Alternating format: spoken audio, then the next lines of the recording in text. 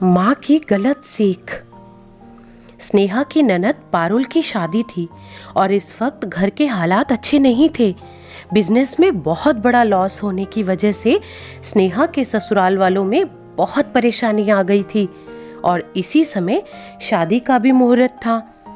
स्नेहा ने अपनी माँ को फोन किया और बोली, माँ, मुझे तो कुछ समझ में नहीं आ रहा है। सुधीर पारुल की शादी में देने के लिए मेरे गहने मांग रहे हैं। मैं क्या करूं? अगर मैंने अपने सारे गहने दे दिए तो फिर मैं क्या पहनूंगी? पता नहीं बाद में ये बन भी पाए या नहीं। मैं क्या करूं माँ? तो स्नेहा की माँ ने उसे सलाह दी कि स्नेहा, बिल्कुल भी मत देना अपने गहने। उनका बिजनेस घाटे में चल रहा है तो इसमें तेरा क्या कसूर है? वो खुद इंतजाम करेंगे। और तेरी सास के पास भी तो गहने हैं ना, वो क्यों नहीं देती? बेटी तो उनकी है, वो खुद सोचे कि उन्हें क्या करना है। तेरे गहनों के पीछे क्यों पड़ी है? माँ, सासू माँ के गहने तो पहले ही लोगों का कर्ज देने के लिए बेचने पड़ गए थे। सासू माँ के पास अब कुछ नहीं बचा है। वो बेचारी तो पहले ही सारे गहने दे चुकी है। तो स्नेहा की माँ ने कहा, तो क्या हुआ? लेकिन तू बिल्कुल मना कर दे। ननद की शादी के लिए तू अपने गहने क्यों देगी? तू मना कर दे। एक बार बुरी जरूर बनेगी, पर कम से कम तेरे गहने तो बच जाएंगे ना। तेरे सास ससुर और दामाद जी अपने आप इंतजाम कर लेंगे, तो उनकी चिकनी चुपड़ी बातों में मत आ जाना। तेरे पापा ने कितनी मेहनत और कितने प्यार से तेरे लिए वो गहने बनवाए थे। तेरे अलावा किसी और का हक नहीं है उन गहनों पर, समझी तू? अकल से काम ले। वो तेरे आने वाले वक्त के लिए है, पता नहीं कब क्या जरूरत पड़ जाए। स्नेहा को अपनी माँ से बात करके सुकून मिला और वो सोचने लगी, माँ सही कह रही है, मैं क्यों अपने गहने दूं? उन लोगों की बेटी है, वो लोग खुद इंतजाम करें। वहां पर स्नेहा की माँ के पीछे उनकी बहू खड़ी थी, ये सब बातें सुन रही थी। अपनी सास और अपनी ननद की फोन पर हो रही बातें सुनकर स्नेहा की भाभी नैना को बहुत बुरा लगा। नैना बहुत सुलझी हुई और समझदार थी। कई बार उसने अपनी सासू माँ को बातों बातों में समझाया भी था कि वो स्नेहा के घर के मामलों में दखल अंदाजी ना करे, पर कमला जी की आंखों में तो अपनी बेटी के प्यार की पट्टी पड़ी हुई थी। लेकिन आज नैना ने सोच लिया था कि उसे अपनी सास को समझाना ही पड़ेगा। माना कि अपनी बेटी से मोह रखना अच्छी बात है, लेकिन उसके घर के मामलों में दखल देना अपनी बेटी की गृहस्थी बिगाड़ने का काम है। कहीं ऐसा ना हो कि बेटी के घर तोड़ने का कारण माजी बन जाए। उसने मन ही मन योजना बनाई और रिलैक्स होकर अपने काम में लग गई।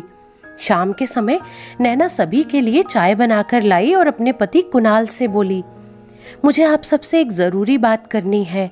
माँ जी, पिताजी, मेरे भाई का बिजनेस अच्छा नहीं चल रहा, बहुत ज्यादा घाटा हो गया है। पापा भी रिटायर हो गए हैं। जो पैसे उनके पास थे वो उन्होंने मेरी शादी में लगा दिए थे, इसीलिए वो भी भैया की मदद नहीं कर सकते। अब उन्हें पैसों की सख्त जरूरत है। क्या मैं अपने मायके से मिले गहने उन्हें दे सकती हूँ? समय आने पर वो मुझे लौटा देंगे। अभी वो उन्हें गिरवी रखकर अपना बिजनेस बचा सकते हैं। मैं चाहती तो आप लोगों को बिना बताए भी ये काम कर सकती थी, लेकिन मैंने सोचा कि अपने बड़ों की राय लेना जरूरी है, तो मैं आप लोगों से पूछने आ गई। अपनी बहू के मुंह से ये बात सुनकर नैना की सास एकदम से बोल पड़ी, बहू, तुम्हें अपने गहने देने की क्या जरूरत है? तुम्हारी भाभी भी तो अपने गहने दे सकती है ना। आखिर मुसीबत में घर की बहू काम नहीं आ सकती, तो फिर शादी करने का फायदा ही क्या है? कमला जी नैना को आंख दिखाते हुए बोली। तब नैना ने अपनी सास से कहा कि माँ जी, जो बात मैं आपको समझाना चाह रही थी वो तो आपने खुद कह दी। आज मैं अपने माता पिता के द्वारा दिए गए गहनों से अपने भाई की मदद करना चाहती हूँ, तो आप मुझे ताना दे रही हैं कि उसकी पत्नी को ये काम करना चाहिए। वो गहने भी तो उन्हें उनके मायके वालों ने ही दिए होंगे ना। तो जब मेरी भाभी अपने गहने अपने पति के बिजनेस के लिए दे सकती है, तो फिर नंदोई जी को अपनी इज्जत बचाने के लिए अपनी बहन की शादी में दीदी अपने गहने क्यों नहीं दे सकती? माँ जी, सबके लिए आपकी सोच अलग अलग क्यों है? बिजनेस में घाटा हो रहा है और उनकी बहन की शादी करना भी जरूरी है, जो कि सिर पर है। तो ऐसे में दीदी अगर अपने गहने अपने पति को मुसीबत में दे देगी तो क्या गलत करेगी? माना कि उन गहनों पर स्नेहा दीदी का ही हक है, लेकिन जब वो गहने उनके पति के काम नहीं आ सकते तो फिर उन गहनों का क्या मतलब? दीदी के सास ससुर और भाई साहब ने दीदी के लिए कभी कोई कमी नहीं की। जब भाई साहब का बिजनेस अच्छा चल रहा था तो उन्होंने दीदी की हर इच्छा पूरी की। माँ जी, जब खुशियों पर सबका साझा हक होता है तो फिर मुसीबत में क्यों नहीं? तो नैना की सास बोली, लेकिन वो गहने उसके भविष्य के लिए हैं।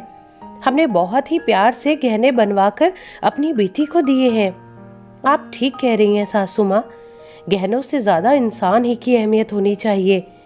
सब कुछ सही रहा तो गहने तो फिर से बन जाएंगे। माँ, नैना सही तो बोल रही है, गहने तो फिर बन जाएंगे। अभी जीजा जी को दीदी के साथ और सहयोग की जरूरत है। कुणाल बोला, अगर कल ऐसा कुछ मेरे साथ हो और नैना मेरी मदद करने से मना कर दे तो आप लोगों को कैसा लगेगा? तो नैना की सास रोते रोते बोली, हाँ, मैं ही बुरी हूँ, तुम सब अच्छे हो। और हाँ, अगर तुम्हें भी कोई शिकायत है तो तुम भी बोल लो। नाराजगी से सरला जी अपने पति प्रकाश जी को देखते हुए बोली, शिकायतें तो बहुत है सरला, जो मैंने तुमसे कभी नहीं कही। सोचा समय के साथ तुम समझोगी, लेकिन तुमने अपने दिमाग पर नासमझी की पट्टी बांधी हुई है। और जब नैना बहू समझा रही है तो तुम उसी पर गुस्सा हो रही हो। बहू तो भले की बात कह रही है। अच्छा एक बात बताओ, आज अगर मुझ पर कोई मुसीबत आ जाए तो तुम क्या करोगी? क्या पीछे हट जाओगी? क्या मेरी मुसीबत से ज्यादा तुम्हें तुम्हारे गहने और पैसे प्यारे होंगे? जो पट्टी तुम अपनी बेटी को पढ़ा रही हो उससे उसका घर बर्बाद हो सकता है। कभी सोचा भी है तुमने? तो सरला जी सोच में पड़ गई और सोचने लगी, सही तो कह रहे हैं सब कि अपनी बेवकूफ़ी से मैं अपनी बेटी का घर बर्बाद कर रही थी, उसे गलत सलाह दे रही थी। मुझे माफ़ कर दीजिए आप सभी, सचमुच मैं बहुत बड़ी गलती करने जा रही थी, पर अब नहीं। अब मैं अपनी बेटी के ससुराल में दखल अंदाजी कभी नहीं करूंगी और ना ही उसे कोई गलत सलाह दूंगी।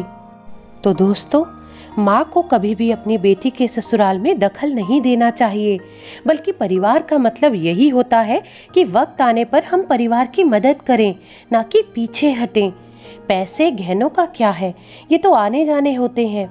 सब कुछ सही रहा तो पैसे और गहने तो दोबारा बन जाएंगे। इसीलिए रिश्तों को पहले अहमियत देना चाहिए, ना कि चीज़ों को।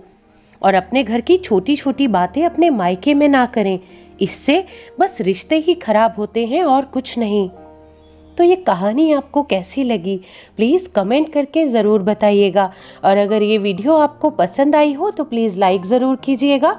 और ऐसी ही दिल को छू लेने वाली और प्रेरणादायक कहानियाँ सुनने के लिए इस चैनल को सब्सक्राइब करें। धन्यवाद।